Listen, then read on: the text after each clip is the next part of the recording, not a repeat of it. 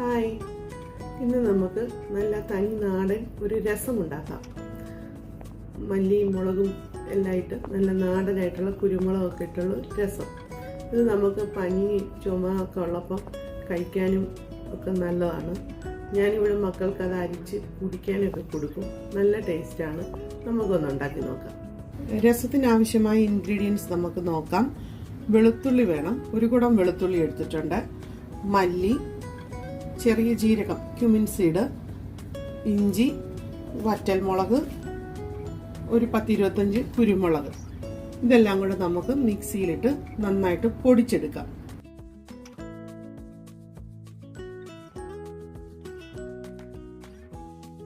ഇത് മിക്സിയുടെ പൾസ് മോഡിലിട്ട് പൊടിച്ചെടുത്തതാണേ. ഇത്രയും പൊടിഞ്ഞാൽ മതി, ഒരുപാട് പേസ്റ്റ് ആവണ്ട.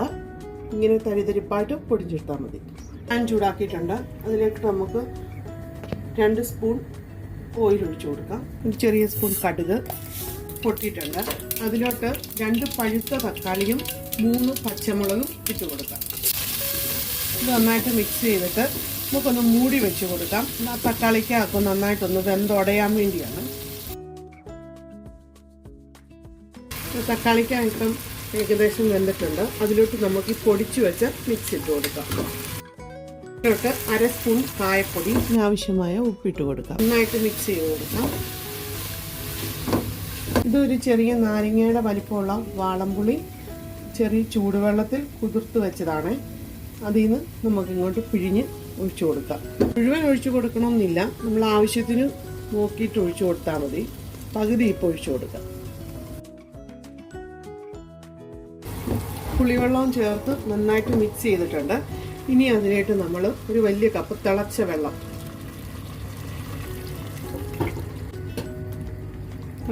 ഒഴിച്ച് നന്നായിട്ട് മിക്സ് ചെയ്തിട്ടുണ്ട്.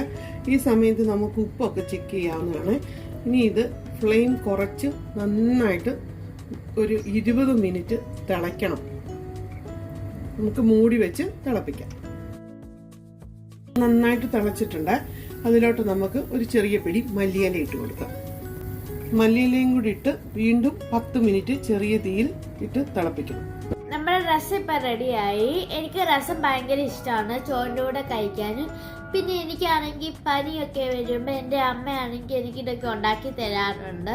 അപ്പം ഞാൻ കുടിച്ച് കഴിയുമ്പോഴത്തേക്ക് നല്ല സുഖമാണ്. തൊണ്ടവേദനയ്ക്കും ചുമയ്ക്കും ഒക്കെ ഇത് നല്ലതാണ്.